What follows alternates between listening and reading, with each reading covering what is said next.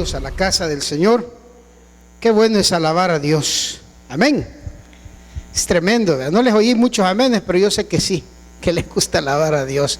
En realidad la alabanza razón tiene pues la Biblia de decir que Dios mora en medio de la alabanza, ¿verdad? Y precisamente por eso alabamos a Dios antes de la palabra, para crear un ambiente de Dios, un ambiente del Espíritu Santo. Y es la forma como podemos también nosotros demostrarle a nuestro Dios que estamos agradecidos, alabándole a Él. Es una de las cosas importantísimas, la alabanza a Dios. Es en realidad, dice la Biblia, que Dios anda buscando adoradores en espíritu y en verdad. El tiempo de la alabanza es algo que todos tenemos que aprovechar y todos tenemos que hacer, ¿verdad? Porque es una forma de demostrarle a Dios lo mucho que le amamos. Bueno, qué interesante, qué bueno que ya estamos reunidos un martes más. Qué bendición que en nuestra iglesia tenemos cultos tan seguidos, ¿verdad? Casi que un día sí y un día no. Y que tenemos también la radio, que podemos llegar a muchos hogares donde las personas por cualquier motivo no puedan asistir a esta iglesia, ya sean miembros de esta iglesia o no, pero siempre pueden estar conectados con la palabra de Dios. Recomiende su radio, la 90.5 en frecuencia modulada, Radio Peniel. Recomiéndela, es una bendición. La gente puede ser edificada por las predicaciones, los diferentes programas que hay ahí. Estamos siempre en el tema central, predicando el reino de Dios. Quiero pedir un gran favor. Estamos ahorita transmitiendo en vivo. Denle un fuerte aplauso a los que nos escuchan para que se animen. Para que se animen a venir. Quiero contarles que un muchacho que trabaja ahí en Plaza Merriot me contó una vez que salió de su trabajo ya un poco noche, y afuera uno de los señores que venden las ventecitas que están ahí estaba oyendo la radio Peniel, y a él le llamó mucho la atención. Le pregunté, ¿qué es la radio que escucha? Le digo, es la música que está. Sí, le digo, él había descargado ya la app, se llama eso, ¿verdad? La aplicación esa para poder oír la radio Peniel. O sea, uno no sabe hasta dónde Dios puede llevar este instrumento de bendición, y la gente puede ser edificada y escuchar en un momento la palabra apropiada para su vida, la palabra que puede salvar la vida de muchos, ¿verdad? Vamos a seguir con el tema de ahora, que es el reino de los cielos se ha acercado. Quizás hacer un flyback de lo que vimos la semana pasada. ¿Recuerda usted de qué hablamos, verdad? Y empezó el hámster ahorita a patinar. A ver, ¿de qué se acuerda? Hablábamos de las falsas acusaciones, ¿verdad? Y de cómo a Pablo lo habían fraguado una serie de ensarta, diría mi abuelita, de acusaciones en contra de él, que ni por cerca pues lo que él había dicho. Pero cuando a él se le dio la oportunidad, lo habían hasta de plaga, lo trataron. Le dijeron que alborotaba al pueblo, que llamaba a la sedición. O sea, la sedición es algo como la subversión también, o sea, a rebelarse contra el imperio romano, cosa que Pablo no había hecho ni dicho. Pero cuando a Pablo le dan la oportunidad de que se defienda, él con mucho aplomo, con mucha seguridad, empieza a decir lo que realmente había pasado. Él dijo, mire, me encontraba en el templo, no había una multitud, yo estaba ahí para la purificación, hace 12 días que he venido a Jerusalén, no he estado aquí, y empieza a explicar. Tanto es así que este Félix, el nuevo que está atendiendo el caso de Pablo, porque ya el anterior tribuno lo ha mandado para ahí, entiende que lo que le están haciendo son falsas acusaciones. Y cuando a él ya se le ha aclarado este panorama, pues lo deja ahí como en espera y dice, vamos a ver bien cómo está esto. Y regresan a Pablo a prisión, pero ya hoy veremos de una forma distinta. Ya no está ni encadenado, no está en un calabozo, sino que está en una, digamos, casi como que fuera una detención así, ¿cómo le dicen cuando lo mandan para la casa a uno preso usted? ¿Perdón? Algo así. Estaba en una casa y le permitían que llegaran sus discípulos y que con ellos estuviera y que escribiera también y que siguiera haciendo su trabajo de la predicación del reino de Dios. Entonces las cosas habían cambiado un poco ya. Pero hoy vamos a ver ahora, a pesar de todo, ¿ha visto usted la vida turbulenta de Pablo? Lo difícil que ha sido. que no termina de salir de una para meterse en otra, y todo por predicar la palabra de Dios. Pero ahora vamos a ver cómo Pablo jamás se desenfoca a lo que Dios lo ha mandado. Y con eso, hermano, hay que tener mucho cuidado, porque uno en la aflicción, en la persecución o en la comodidad, uno puede desenfocarse. Y eso es lo que está pasando lamentablemente en nuestros tiempos. El Evangelio de Jesucristo, que ya vamos a ver cuál es el tema del Evangelio de Jesús, es uno nada más. Pero hoy se habla de tantas cosas, hermano. Algunos parecen ya como que es magia la cosa, ¿verdad? Decretos, que decrete usted que quiere un carro nuevo para el próximo año, y la gente ahí está decretando. Que mire, han hasta inventado, porque eso es un invento, la teología de la prosperidad. Dios no lo quiere pobre, la pobreza es una maldición. Y se han desviado por tantas cosas, que entonces lo único que se logra con esto es que el mensaje del Evangelio, que es el reino de Dios, pierda poder. Pierde poder, hermano. Mire, esto es como cuando el Evangelio usted lo mezcla con otra cosa. Lo digo yo con mucha solvencia.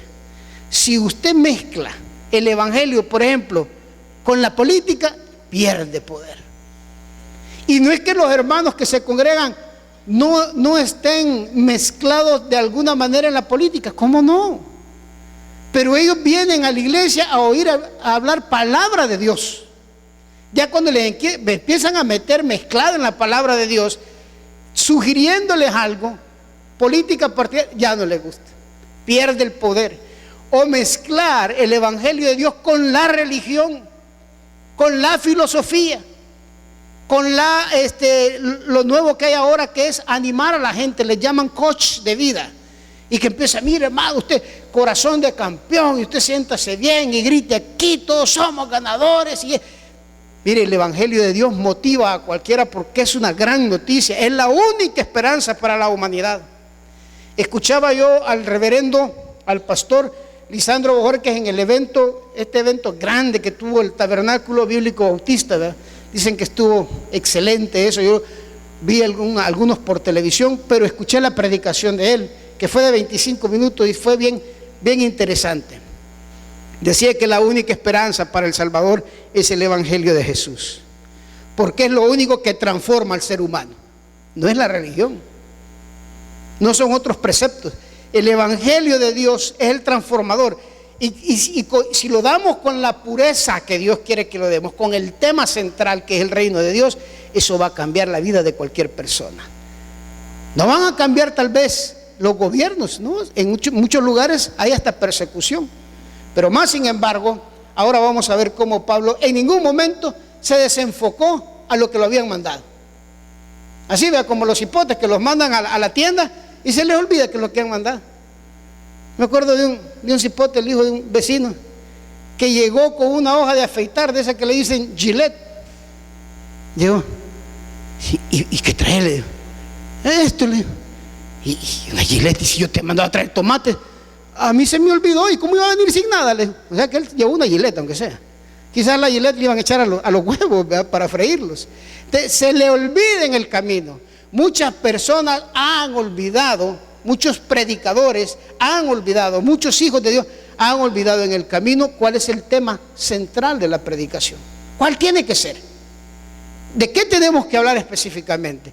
Y para eso vamos pues a comenzar nuestra lectura en Hechos 24, del versículo 22 en adelante. Antes de leerlo vamos a orar para que sea Dios, por medio de su Santo Espíritu, que habla en nuestras vidas. Hechos capítulo 24, del 22 al 27. Hoy sí lo vamos a leer porque es cortito el pasaje. Oremos, hermanos. Padre que estás en los cielos, Señor, gracias. Gracias, Padre, por este precioso momento en donde acudimos a tu palabra, Señor, para que nos instruyes, para que nos enseñes. Gracias. Espíritu Santo de Dios, toma el control de nuestra mente. Señor, yo me pongo a disposición tuya, que seas tú enseñándonos a todos, que la gloria siempre sea para ti, Padre. Habla nuestras vidas, enséñanos cuál es el tema al que nos has mandado a predicar, Señor, a hablar. ¿Cuáles son esas buenas nuevas? ¿De qué hablan esas buenas nuevas? El evangelio tuyo, Señor, ¿de qué se trata? Gracias, bendito Dios, por todo lo que nos has dado. Te pedimos perdón por nuestras faltas y lo hacemos todo siempre en el nombre que es, sobre todo nombre, el de tu Hijo amado, Cristo Jesús. Amén y amén.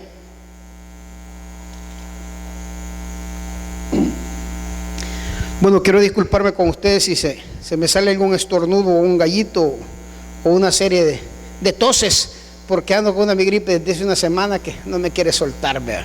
Hasta sordo ando, hermano, sí. Sí, lo interesante es que ustedes son los que van a oír y yo voy a hablar, ¿verdad?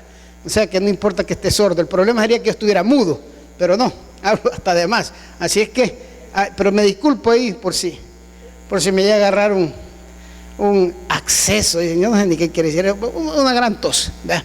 Esperamos en Dios que no.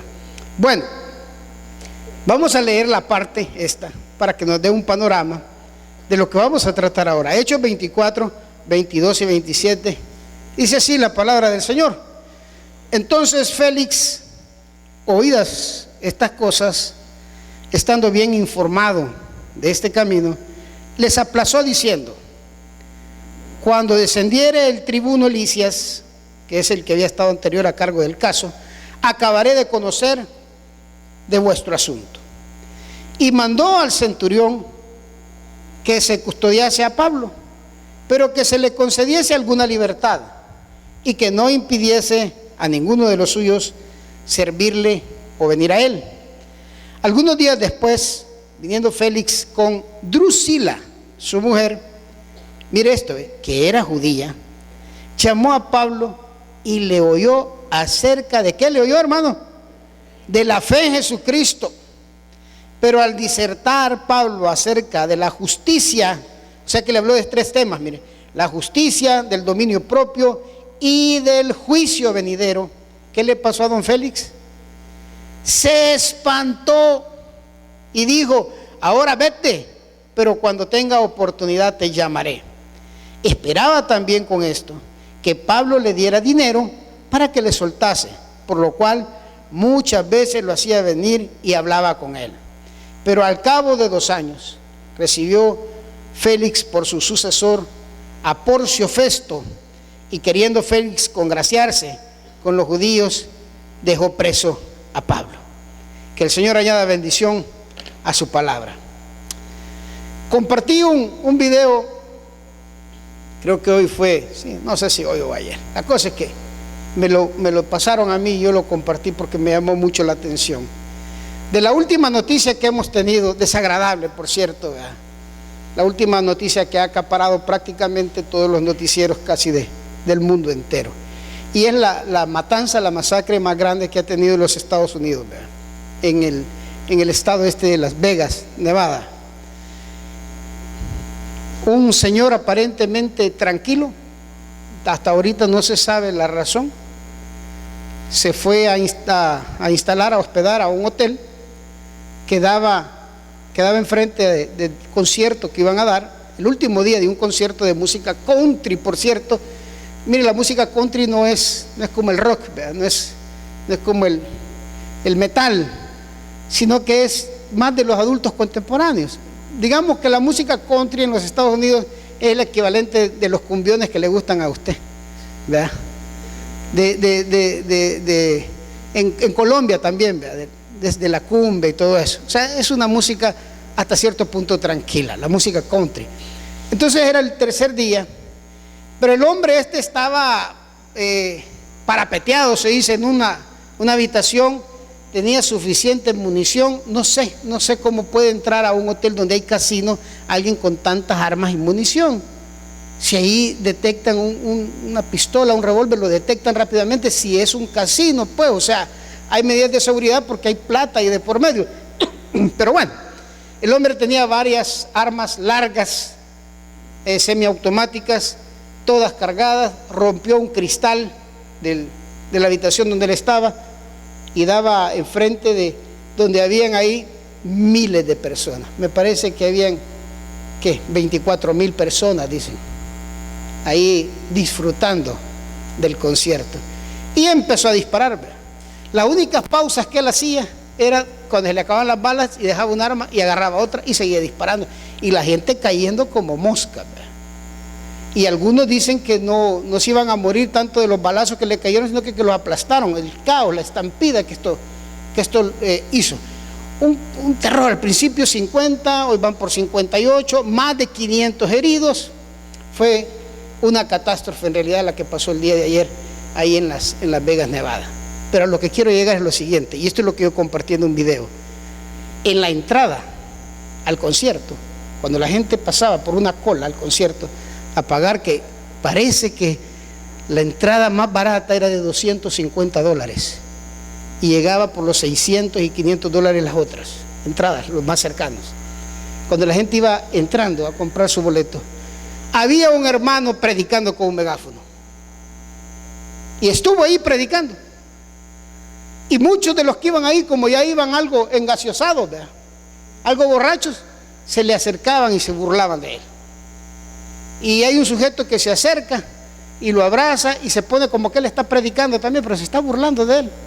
Es más, se le alcanza a ver en la bolsa aquí del pantalón que anda ahí el pachón. Y está hablando y gritando, y hay otro que le reclama.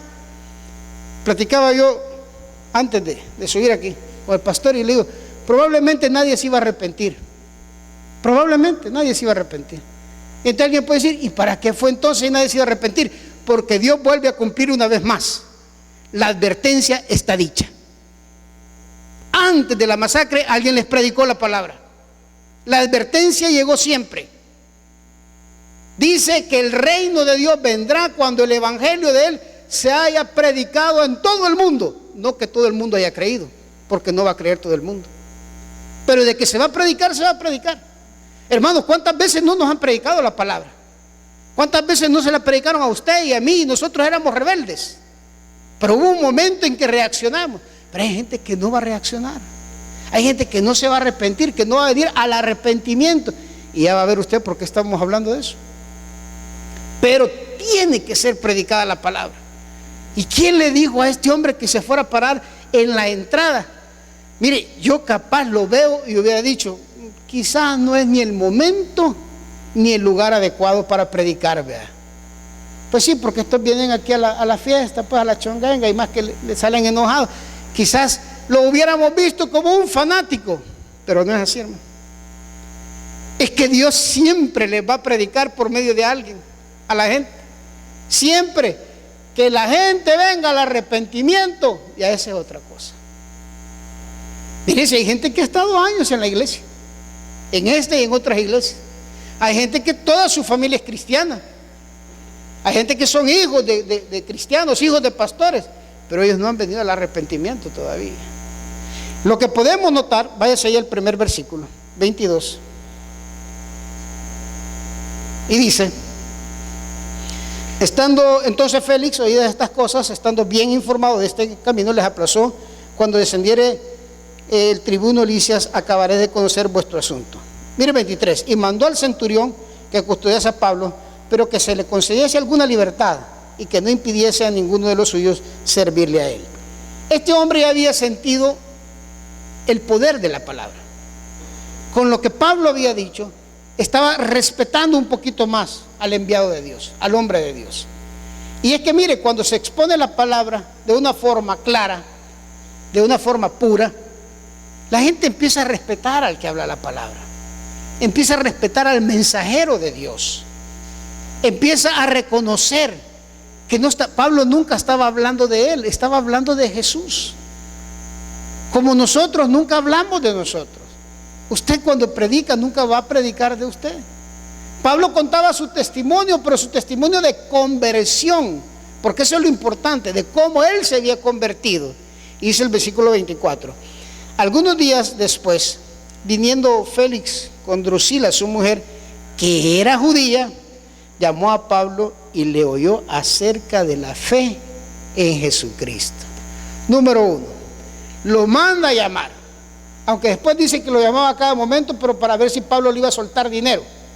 Pero lo manda a llamar, y Pablo en ningún momento empezó a mediar por él.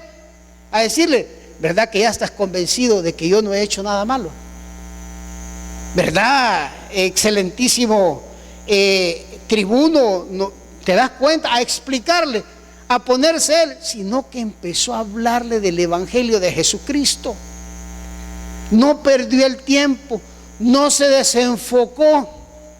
Mire que hay gente que cuando cambian los escenarios se le va, se le olvida. Hay gente que necesita, bueno, ¿cuánta gente se ha ido a los Estados Unidos y ya no son cristianos? Digo yo, ¿y que no habrá Dios allá en los Estados Unidos?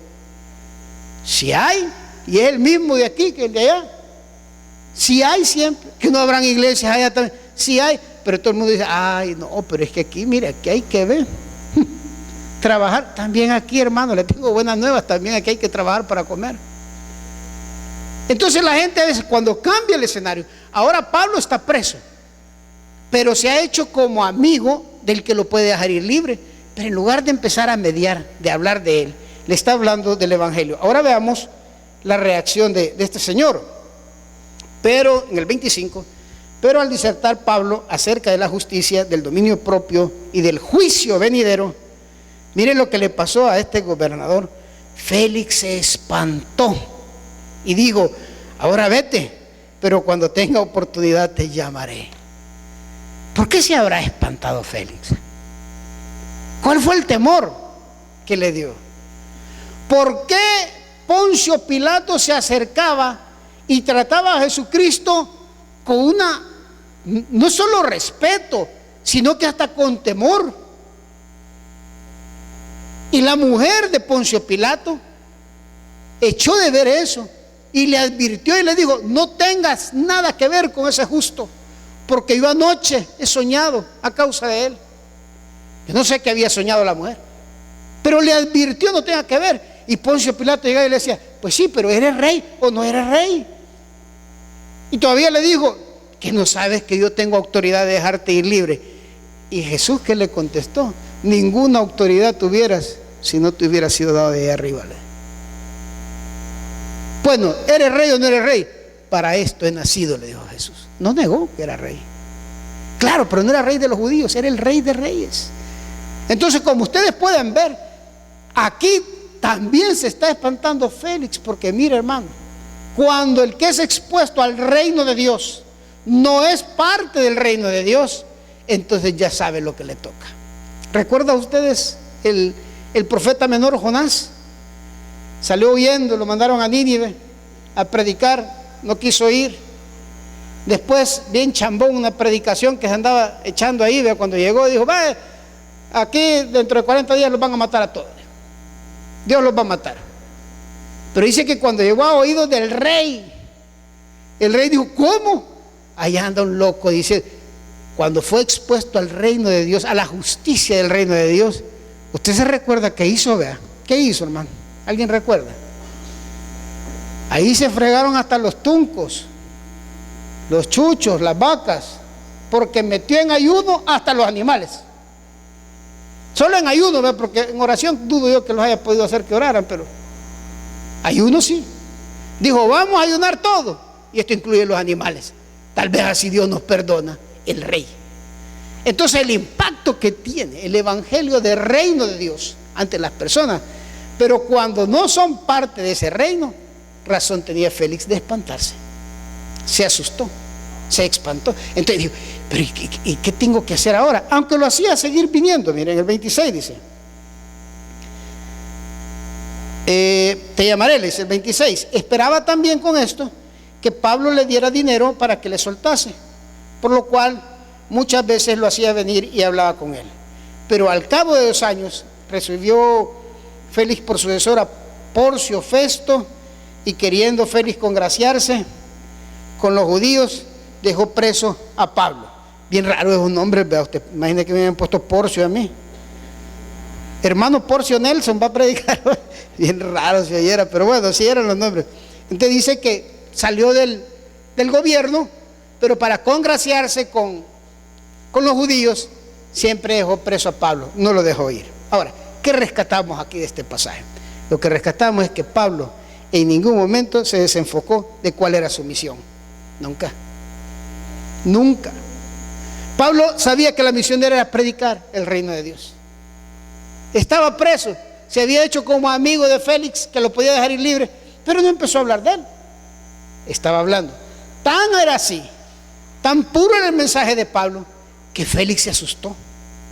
Bueno, y este preso lo que habla es cosa seria, se espantó de lo que Pablo le decía. Ahora la pregunta es, ¿sabemos nosotros cuál es el tema que Dios nos ha mandado a predicar, hermano? ¿Tenemos claridad? Porque muchas veces el mensaje se va como desvirtuando, va pasando de un lado a otro de ahí. ¿Cuántas veces no nos dijeron a nosotros, mire, y no le gustaría ir mire, acompáñeme a la iglesia, don Chepito? Ah, no, hombre, es que yo soy católico. Véngase, vayamos a la iglesia. Mire, si viera qué bonito ahí. Ah, de verdad. Sí, véngase.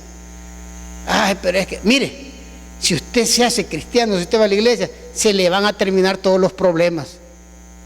Si le han dicho eso, lo han engañado. Ese no es el mensaje. O no le va a pasar a aquel que le dijeron, vamos a la iglesia. ¿Y para qué? Le dije, mire, es que ahí hablan de Jesús. Imagine que hablan de Jesús y de mí, que no van a decirle. No, hombre, ¿para qué voy a ir? El mensaje se ha desvirtuado. El mensaje se ha diluido muchas veces. Y como decía al principio, se empiezan a hablar tantas cosas, hermano. Pero tantas cosas que son beneficios para el hombre, que son beneficios para el ser humano, que le va a estar aquí. Por eso se llenan las campañas de milagros. Y no digo yo que Dios no sigue haciendo milagros, claro que sí, pero ese no era el tema de la predicación. ¿Y cuál era el tema de la predicación entonces que Jesús nos mandó a hacer? Busque Mateo 17.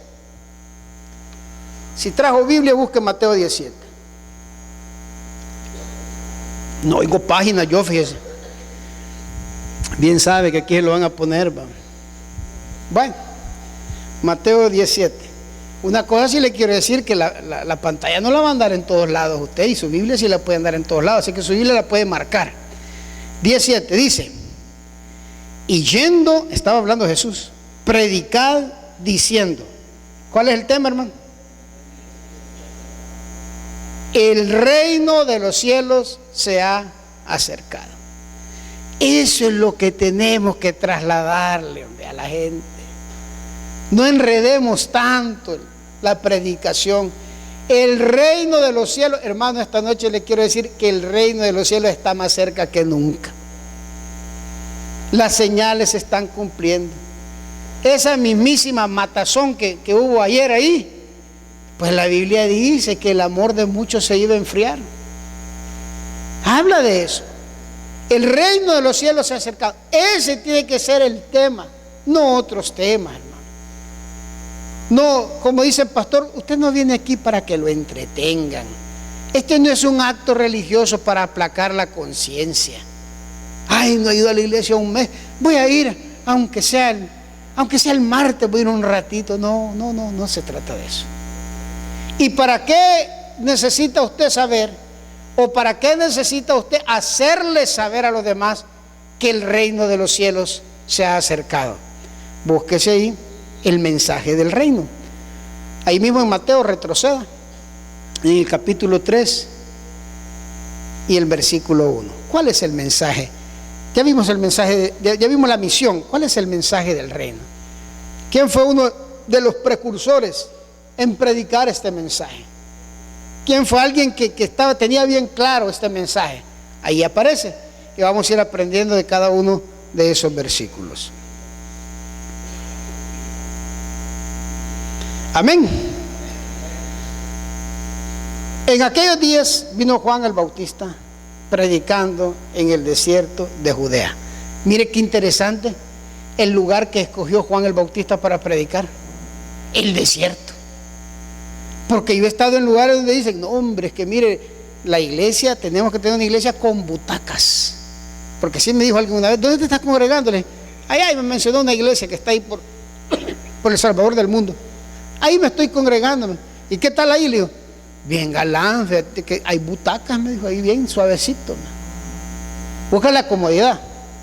Hay iglesias que están preocupadas en tener aire acondicionado, butacas, alfombra.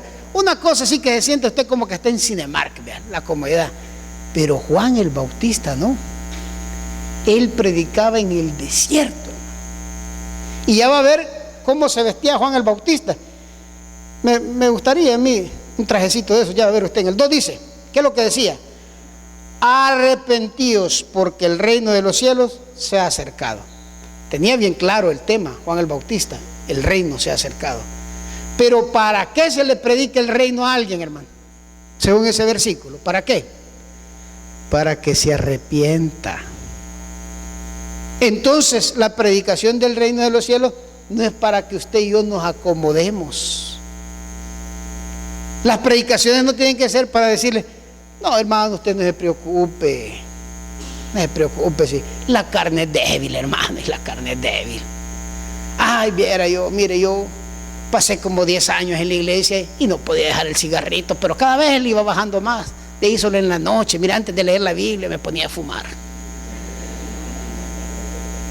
La predicación del reino de Dios es para que nos arrepintamos, hermano. Algunos ya, mire, ¿se acuerda usted de predicadores tremendos como el tal Gigi Ávila? Yo admiro a ese viejito, ya está con el Señor. Viejito no tenía un contenido teológico así, sus predicaciones, pero era cosa seria para llamar al arrepentimiento. Pero ahora parece ser que las predicaciones van dirigidas, o el evangelio del reino dirigida es para acomodarnos, hermano, para sentirnos bien. No, hermano, si mire, si Dios sabe que lo intentamos, no lo logramos, pero lo intentamos. No, eso no es así. Dice, el reino de los cielos se ha acercado. Arrepintámonos, hermano. Arrepintamos. Y sigue diciendo en el versículo 3, pues este es aquel de quien habló el profeta Isaías cuando dijo, voz que clama en el desierto, preparar el camino del Señor, enderezar sus sendas. Juan el Bautista era entonces el que preparaba a toda esta gente para que llegara el Señor Jesús y les mostrara el reino de Dios ya instalado aquí en la tierra. El reino de Dios está aquí en la tierra. Ya veremos al final cuándo va a estar instalado al 100%. ¿Cómo está el reino de Dios instalado aquí en la tierra? Por medio de sus súbditos, que somos nosotros. Mire, nosotros somos obedientes a las autoridades, siempre y cuando no vayan en contra de las leyes de Dios. Y si no, pues entonces tenemos que obedecer a Dios más bien que a los hombres. Que llegara a quedar un gobierno loco en este país, pues no loco, sino que diabólico, y que dijera, mire, ya eso de andarse congregando, ya no, prohibido congregarse, prohibido leer la Biblia.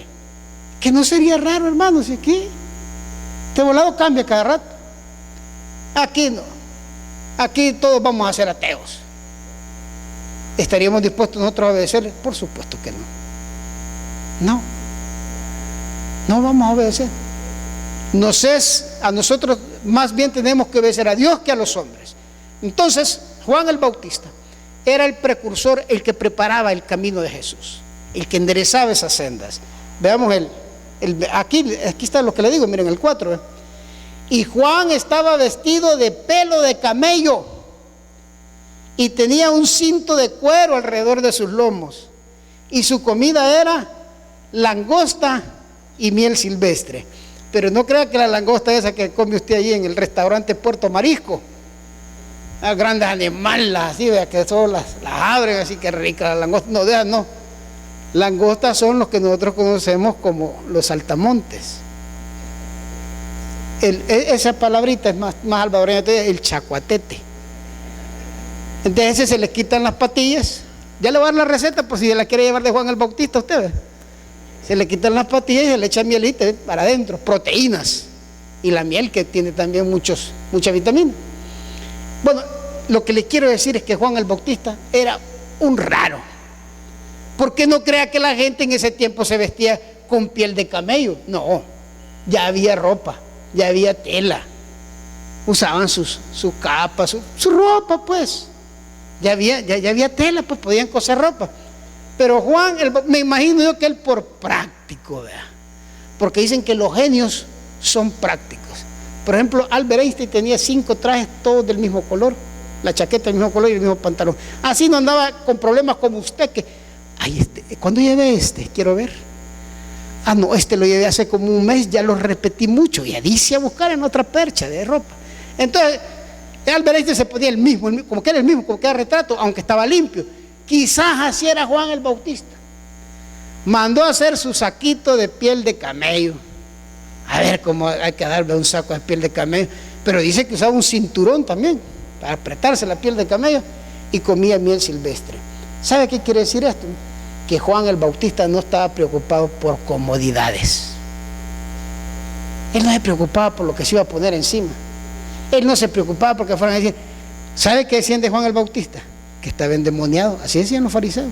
Porque Jesucristo les dice, vino Juan el Bautista, que no comía carne, que no bebía vino, que se vestía de forma rara, predicaba en el desierto, y ustedes dijeron, demonios tienen. O sea, que esa era la fama que él tenía para los fariseos.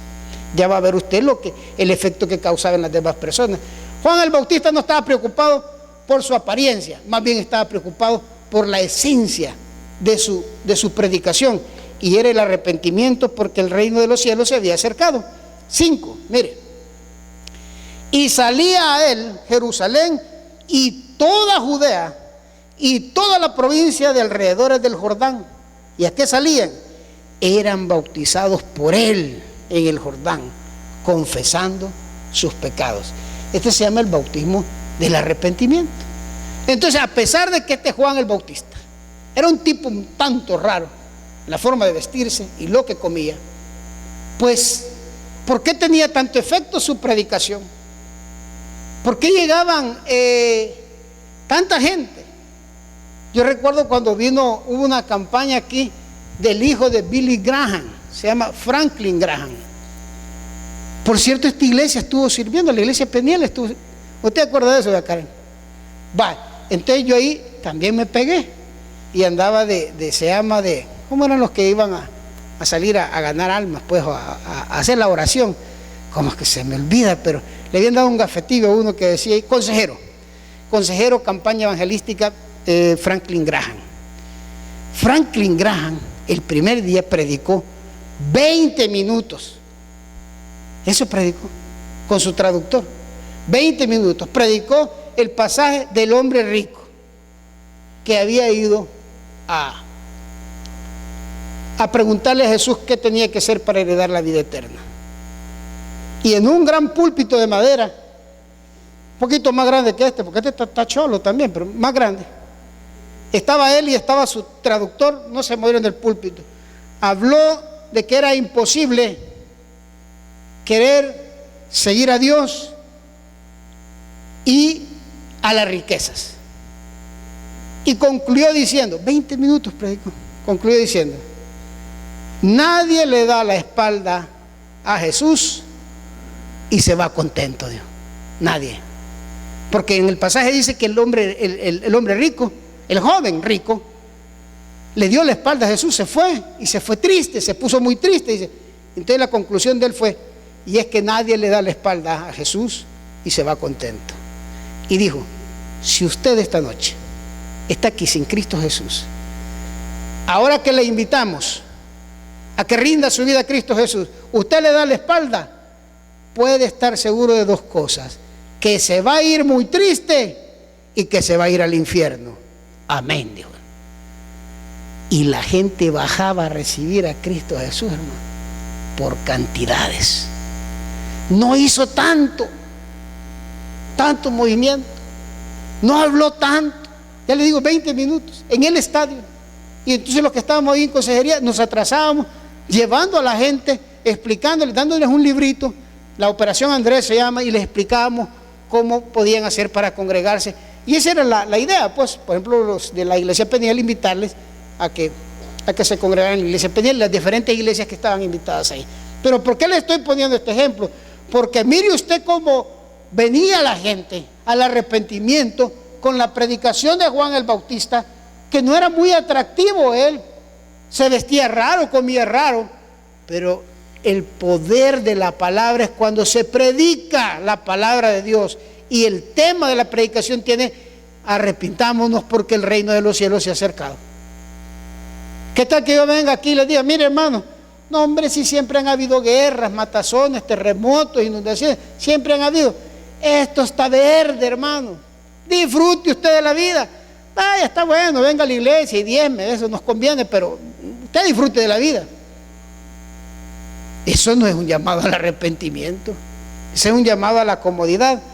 Y dice en el 6, y eran bautizados por el Jordán, confesando sus pecados. Al ver que muchos de los fariseos, al ver que muchos de los fariseos y de los saduceos venían, o sea, los religiosos, a su bautismo, mire cómo lo recibía Juancito. Era cosa seria, ¿verdad? Les decía, generación de víboras, ¿quién les enseñó a huir de la ira venidera? No, también los religiosos se querían bautizar. No se quedaron atrás diciendo, no hombre, ese es un loco. No, querían entrar también. Y entonces Juan les dice, ¿y quién les ha enseñado a ustedes que así pueden huir de la ira venidera de Dios, de que el reino de los cielos se ha acercado? Y miren lo que le sigue diciendo, que es lo que yo quiero que le pongamos atención. En el 8, haced pues frutos dignos ¿de qué? De arrepentimiento. Hermanos, sin arrepentimiento no hay perdón. ¿Por qué? Porque el arrepentimiento es no el síntoma, es la señal inequívoca de que alguien quiere rendirle su vida a Cristo Jesús. Cuando alguien dice, no, mire, es que yo en realidad no creo que pueda cambiar, ese no se quiere arrepentir. ¿Sabe usted que en Alcohólicos Anónimos dicen que el primer paso que alguien tiene que dar para poder no dominar, para poder entrar en ese tratamiento de pasar sin beber, desde que es considerado como una enfermedad, es reconocer que es impotente ante el alcohol? ¿Y qué es reconocer? ¿Dónde vemos nosotros un arrepentimiento genuino de alguien que había llevado una vida en desastre, que nunca había hecho nada bueno y que estaba a punto de morir? En el que estaba a la derecha de nuestro Señor Jesús. Y alguien puede decir, no, pues sí, pero ya crucificado, ¿quién no se arrepiente? No. El arrepentimiento lo da Dios. Dios pone el querer como el hacer. Si Dios no pone el arrepentimiento en alguien, es imposible, aunque por muy crucificado que esté. El que estaba a la izquierda desafió a Jesús y le dijo, y si eres Dios, ¿por qué no te bajas y nos bajas a nosotros también?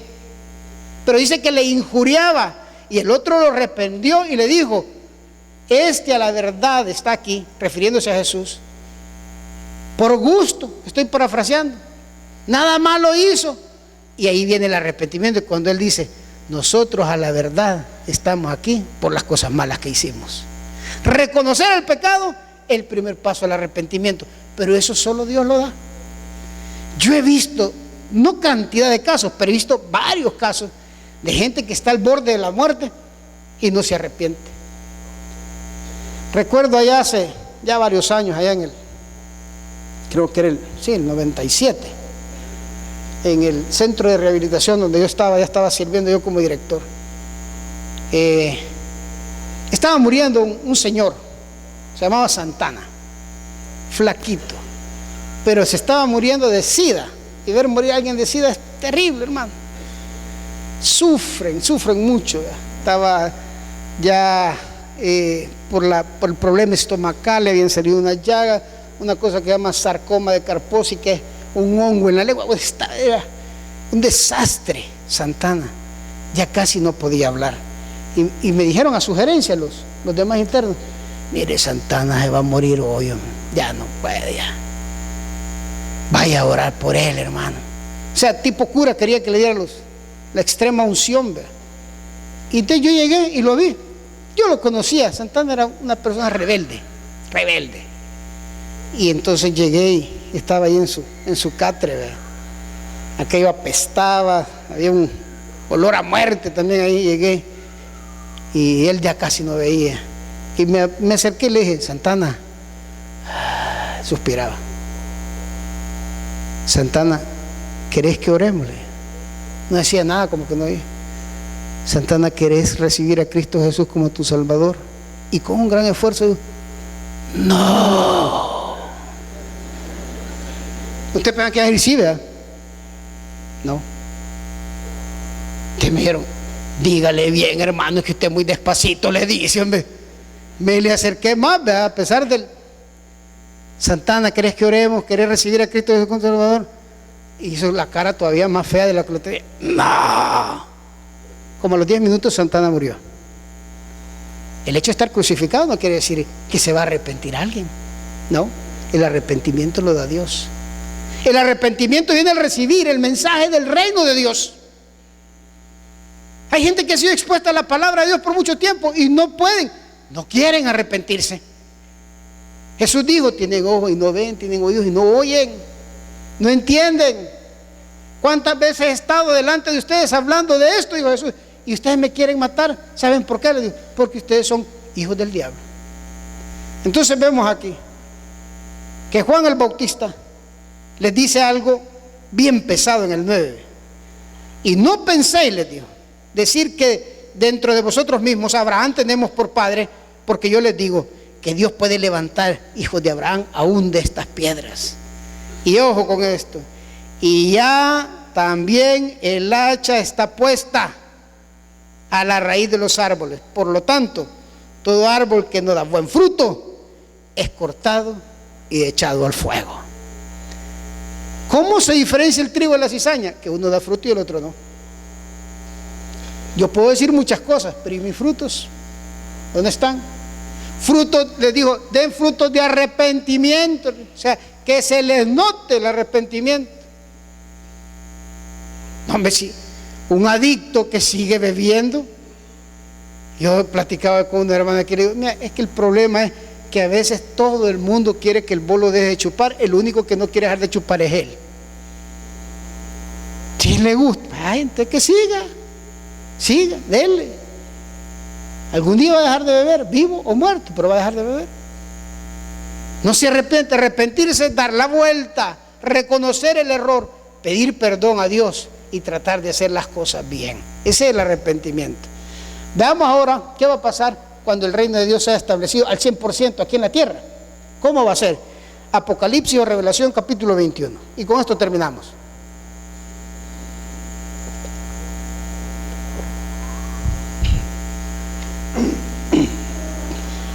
Amén. Dice así el versículo 1 del 21. Mire qué lindo esto. Vi un cielo nuevo y una tierra nueva, porque el primer cielo y la primera tierra pasaron. El mar ya no existía más. Y yo, dice Juan, vi la santa ciudad, la nueva Jerusalén, descender del cielo de Dios, dispuesta como a una esposa ataviada para su marido. Y oí una gran voz en el cielo que decía: he aquí el tabernáculo de Dios con los hombres, y Él morará con ellos. Dios morará con nosotros, y ellos serán su pueblo, y Dios mismo estará con ellos como su Dios. ¿Y qué va a hacer? Enjugará Dios toda lágrima de los ojos de ellos, y ya no habrá muerte, ni habrá más llanto, ni clamor, ni dolor, porque las primeras cosas pasaron. Todo esto que estamos pasando en esta tierra, en la tierra vieja, todo este desastre que el hombre ha hecho con la humanidad, serán cosas del pasado. ¿Se ha dado cuenta usted que cuando uno tiene un problema serio y después lo recuerda, hasta risa le da a uno? Dice, no hombre, ay, te acordamos, sí, qué terrible. Yo creí que de esa no nos íbamos a escapar. Yo trabajé para una empresa que vendía cigarros, La Tabacalera, y ahí nos asaltaban bien seguidos. Y entonces, en el momentito que lo asaltaban a uno ponía una cara y decía unas cosas, y a veces por entregar las llaves las botaba, pero porque estaba cerca de la muerte. Yo me acuerdo que una vez me metieron al furgón del pickup atrás, y habían agarrado una maña algunos ladrones que se lo llevaban a uno en el furgón y le iban a dar matacán por ahí, se llevaban los cigarros, que los cigarros nos que roban. Entonces yo me acuerdo que me dijeron, me cayeron en La Ponderosa, se llama una colonia ahí por Apopa. Hey, Colocho, me dijeron. Gracias, le dije yo. Pásate las llaves. Yo, sí, tranquilo. Dije, no me apuntes con esa cosa, mira que tan grande, unas 45. Apúrate las llaves.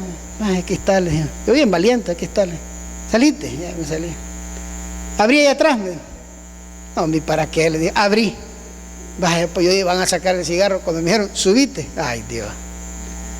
Me temblaban tanto los pies que no me daba el paso, fui para subirme al furgón y me había quedado. Entonces vino él y me terminó de subir, bien amable. Me empujó y caí adentro enrollado. Mire, desde que cayó, Señor, ayúdame, Padre. Perdóname, por favor. No era cristiano. No me acordaba de nada más que de Dios. Iba de brincar el furgón por todas las calles que por allá me fueron a dejar por unos cañales. Pero cuando paró el carro y abrieron el furgón otra vez, quitaron la llave del candado, mire, ahí sí yo sentí hasta que me mareaba. No, hombre, si no me dieron ni un balazo, ni me tiraron una patada, me dieron nada más. Y yo, muy suavecito, me dale más duro, dije, el susto que me ha dado y me da una patadita así toda. No, hombre. Mire, no les miento. ¿Sabes qué hicieron? Me dieron para el taxi, fíjate. Andate en taxi para que vayan el reporte rápido. Yo me fui en bus, pero pues sí, algo me tenía que quedar de lo que... Mire, hermano, cuando uno llega a ese momento, cuando uno está clamando a Dios, uno se acuerda de todas las veces que le han presentado el reino de Dios y su justicia, el arrepentimiento. Pero lo que le quiero decir es que cuando uno cuenta estas cosas, así como ahorita, nos estamos riendo. Fíjense ustedes qué malos son, como se ríen de lo que me pasó. Entonces después llegué a la tabacalera y contando, hey, ¿qué te pasó, Timo? Timo me decía a mí, pero no le digan a nadie. ¿Qué pasó? Entonces le dije, no, hombre, le dije yo, es loco, fíjate que la pistola, yo, que calmate, hombre. Y me metieron al furgón y adentro y cantando una ranchera. Y mentiras. Después uno cuenta las cosas y hasta risa le da. Así, hermano, así vamos a estar en los nuevos cielos y la nueva tierra. Así nos vamos a acordar y vamos a decir, ¿te acordás cómo nos enfermábamos? ¿Te acordás cuando te moriste? ¿No te acordás? ¿Cómo no? Pero no me recordés, pero sí, ¿te acordás? Cuando se murió fulano de tal y aquí está, mira ahora. Ya había resucitado. Dice que vamos a decir que todas esas cosas, no va a haber llanto, clamor, ni dolor, porque todas estas cosas, hermano, en el reino de Dios serán cosas del pasado. Vamos a orar. Padre, ¡vamos!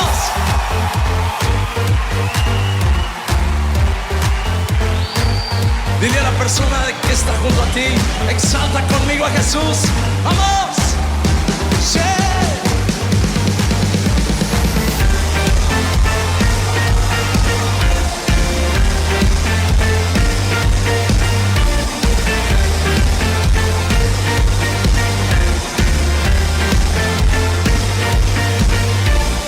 Yo quiero ver tu luz brillando en mí, a través de mi ser, un altar que todos puedan ver, que todos oigan que tú eres vida, la esperanza, perfecta gracia que me ha rescatado. Tú eres vida, la esperanza, perfecta gracia que me ha rescatado. Ya no vivo yo, Cristo vive en mí, barro quiero ser en tus manos. Ya no vivo yo, Cristo vive en mí, barro quiero